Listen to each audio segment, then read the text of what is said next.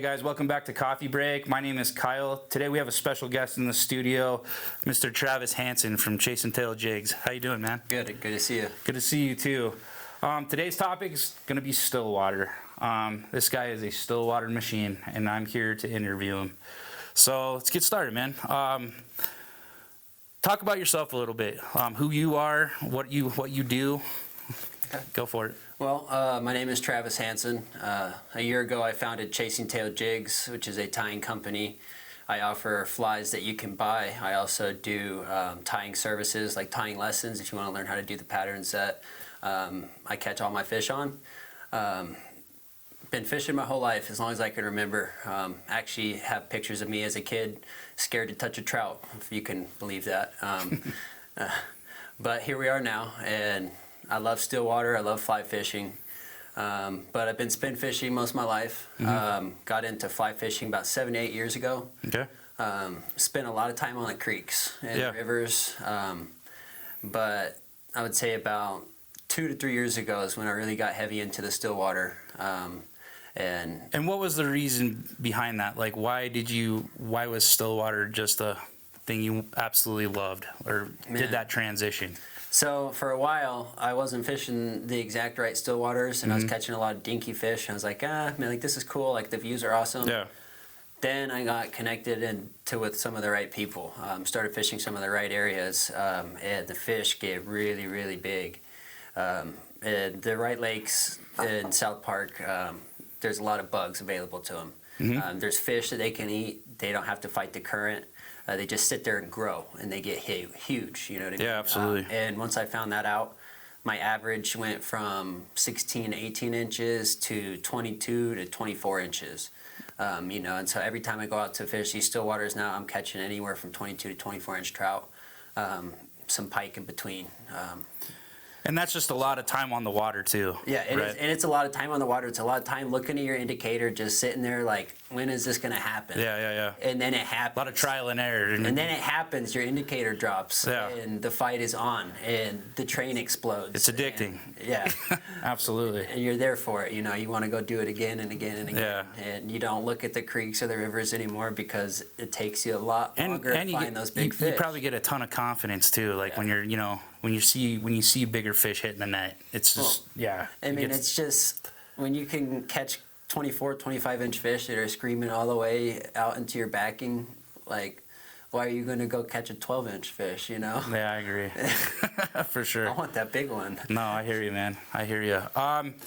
Let's talk about bugs a little bit. So, when you approach a Stillwater or whatever, what kind of bug life are you seeing? Like what, I know. In Colorado, we have a lot of chironomid hatches, which is basically a big lake midge. So it's essentially the same thing as a midge, just bigger, and they're only found in still waters. Then we have calabatus hatches, which is a mayfly that is found in the still waters. We got leeches, worms, and then you have your damselfly hatches, and some of the fish you can catch on those can be really, really exciting. And there's some really good like caddis hatches.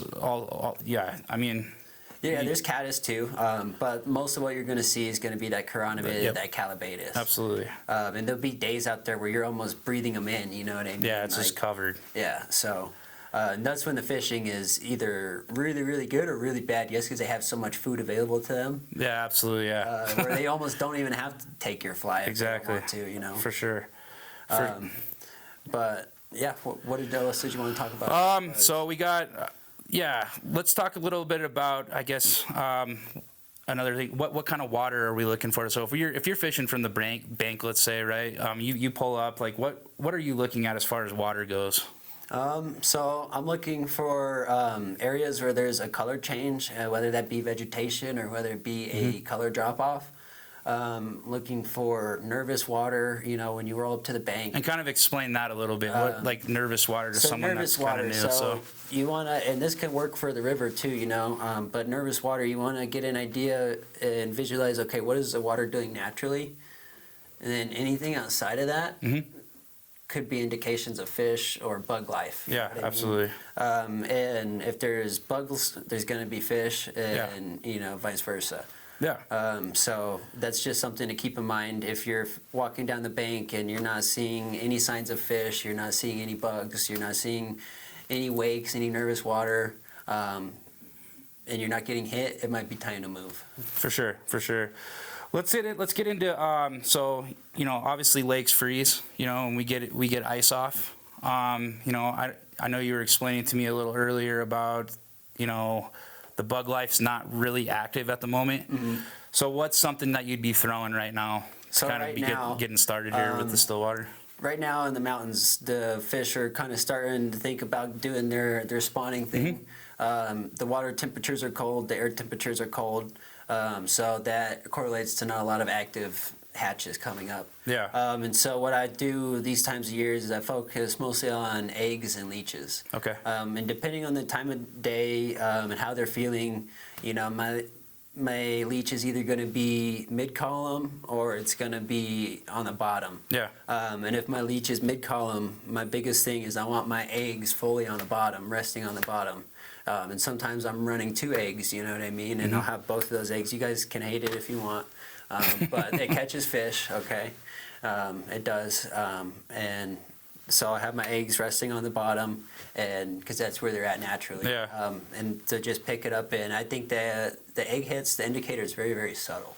So, that's So something let to me watch let me out bring for. up another point here. Are you fishing a floating line on this rig? Yes. With an indicator? Okay. Yeah, so if I'm using an indicator, I'm always using a floating line. Okay. And I'm also usually creating my own leader as well.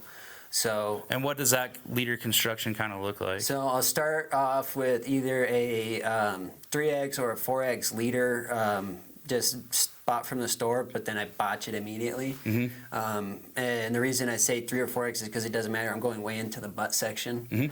And To get I'll those go flies way to in. kind of turn over that whole rig. It's a real heavy rig, I'm sure. So yeah. So you want a stiffer leader, you know what I mean?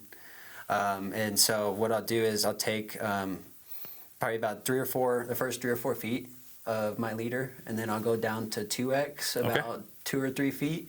So we're about 6 feet, and then that last 3 feet to 4 feet, I'm doing 3X. Cool. And that's where I start adding my flies. And are you fishing usually 2 flies? I know you can fish up to 3, but usually running 3. Running Just 3? to cover more water and to have more variations on. Absolutely. Figure out what they're eating quicker. absolutely. I think that's always best, because like I said, not only can you have 3 different imitations on, but you can also cover 3 different depths of water. Yeah, you for can sure. figure out what area are you getting hit on the most, and then once you figure that out, you can figure out what are they looking for the most. And then even if it gets to a certain point, you can run 2 of the same thing, once you figure out, okay, this is really hitting. I'll put 2 on maybe about a foot or 2 away from each other, covering those same water columns with that same pattern, and produces a lot of fish that way. So I know a lot of Stillwater anglers out there, they have different indicators they use for different situations. Kind of explain what the difference between a slip indicator or an airlock or an Oros indicator, how all those can you can be successful with all those kind of indicators. So if I'm fishing, I would say 10 feet is my max. I'll fish up to 10 feet with a fixed indicator. Okay. My preferred one is going to be an Oros, and that's for a couple of different reasons. And size on that one, is that kind of just based that off varies. weather? Yeah, or- so that varies for me. So on a very calm day, I'm running the smallest one I can. Yeah. But with a little bit of chop, it starts increasing in size. I think I usually stick to the medium-sized one is what I run the most. And probably if you're fishing bigger bugs too, right? Yeah. Yeah. Is those bigger bugs will tend to sink your indicator, especially with a little bit of chop. Yeah. A little bit of chop comes Yeah. and you see it go down and you set the hook. Yeah, and there's nothing there.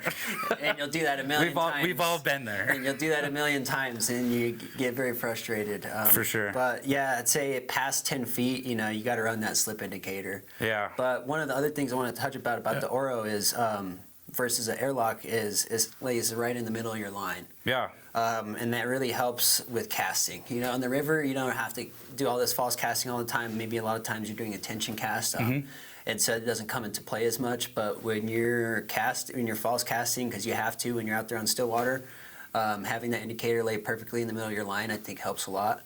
As well as being a little bit more sensitive. I feel like it's a little bit more sensitive than the airlocks. For sure. For sure. All right, let's talk about a little bit about rods. So, like size, what is if I'm new to this, if I'm new to Stillwater and I'm looking to get a Stillwater setup, what does my setup look like? So I would say if you're new to Stillwater, I would say a 6-weight's probably perfect. That being because it's going to have enough backbone to turn these big fish. Yeah. It's going to have enough backbone to cut into the wind, but it's not going to be too stiff to where you're breaking tippet when these fish go on explosive runs. And it's going to have that give, you know what I mean? For sure. And do you use a 9-foot or 9.5, 10? I use a 9-foot just because it's what I have. But my preferred setup would be a 10.5-foot 7-weight for me personally, just because I want the extra backbone. But I think if you're new looking to get into, I think a 6-weight is probably going to be your friendlier option. Yeah. For a couple different reasons. So like in the river world, you have your Swiss Army knife 5-weight. That's kind of the starting point, I would say, for the Stillwater, right? Yep. Cool. As far as reels go, I mean, this is fresh water, so we don't really need a sealed drag. I mean, Right. it's nice. Just make sure you're kind of taking care of your stuff. Definitely give it a rinse. But do you have any preference on reels or like what you're looking for in a reel as far as the setup goes too? I just want a reel. I mean, I think in Stillwater, a reel comes into play a lot more than a river. I'm using my reel a lot more on a river. I mean, in a lake setting than on a river. A lot of times in a river, I'm stripping these fish in, and my reel is just holding my line. That's not the case for Stillwater. I mean, for example, just the last time I was out recently this year, first thing in the morning, I hook into this giant fish, and my drag is frozen. And we've all been there. 2 seconds, this fish was in my backing, and I'm like, okay, well, I wasn't expecting that. So I start working her back to the net, and I get her all the way almost to shore, and I didn't think my drag is still frozen, so my trigger finger wasn't quite active. I was relying on that reel to hold that fish in place. Yeah, absolutely. And she exploded, and I mean, my fly line came off my reel so fast that it was bird's nested. We've all been there too. So I'm like, oh no, this is going to be probably one of my bigger fish of the year so far, and I was about to lose her. Luckily, she was on a mission to fair play, and I just let her keep going straight. Once that straightened out, I just calmly got her back, started working her back on my reel, but also keeping tension on my trigger finger now. Yeah. Keeping consciously that I don't have a drag, and I got to use my finger to not let her run. Yeah, for sure. But I landed her, and it was a 27.5-inch female, so... So have you messed around with any other lines as far as like, because I know a lot of Stillwater guys, they'll have like a setup where they'll buy like a 3-pack of reels and then these are probably guys that are fishing out of a boat. They have all the utilities out there to be successful on Stillwater with a boat, whether you're in a float tube or whatever. But I know a lot of guys will go with a 3-pack of reels. They'll have like an aggressive sink line, an intermediate, and a floating. Have you really messed around with any of the other lines at all, or? So I have. And this isn't for these fish in particular, but when I'm fishing a little bit deeper for like lake trout and stuff like that, I have an 8-9 weight that I run full sink on. Okay. I've been meaning to get around into the sink tip stuff for like spinning and stuff, but that full sink is just too much for those shallower lakes. Yeah, absolutely. And so I think a sink tip might perform, especially on those days where they're just not seeming to hit bugs. Ripping a little bit of some meat in the water on a sink tip might produce, but it's something I haven't done yet personally. For sure. Well, let's talk about your attire yourself. Yep.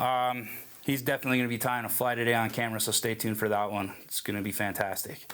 But kind of explain what you like to tie and what you're looking for in bugs when you tie them. Okay. So my biggest thing is chironomids. I love chironomids. But I also tie damsels, leeches. One of my favorite way to tie leeches is going to be a balance leech. And you also have calabatus as well. But I stick to chironomids quite a bit. One of my patterns that I'm going to be tying for you guys actually is going to be a twist on the rusted duck chironomid. We'll be tying that in a size 14, but I fish that anywhere from a size 12 to a size 18, but I'm mostly fishing that size 14 to 18. And not to cut you off or anything, but I know, when it comes to chironomids, a lot of dudes will come in the shop, and to talk to me about it, and they're very they think the chironomid has to be absolutely huge. Yeah. You know what I mean? Like a 12 or a 10. And what is your experience with like the smaller flies to the bigger ones? You know what I'm saying? So a lot of times, especially in the areas I fish, I'm catching most of my fish on a size 16 to 18 chironomid. You get into those warmer summer months and you might start catching on some bigger ones.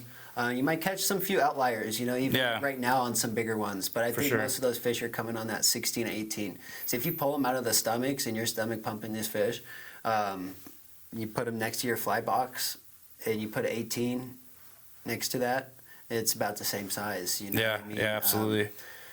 So I think that's one big thing too is, you know, but you have to catch a fish for that to work, right? To pump the stomach. But if you can at least look at that and get an idea of what match the hatch, you know, you know, okay, they're focusing on chironomids right now. Okay, now you got that figured out. Okay, now what size, you know, and that's going to help you figure out if you're thinking they're big. It's going to help you figure out a lot quicker that they're actually a lot smaller than you think.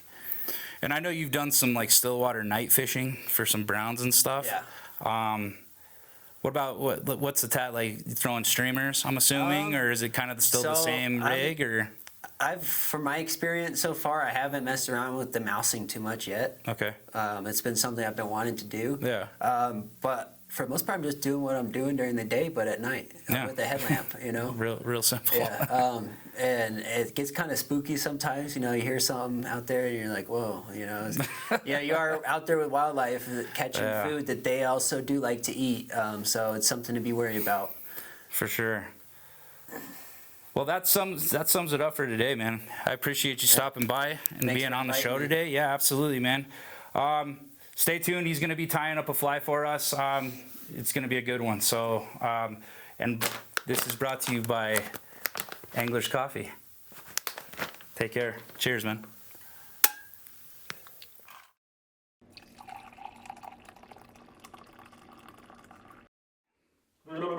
Action. Okay.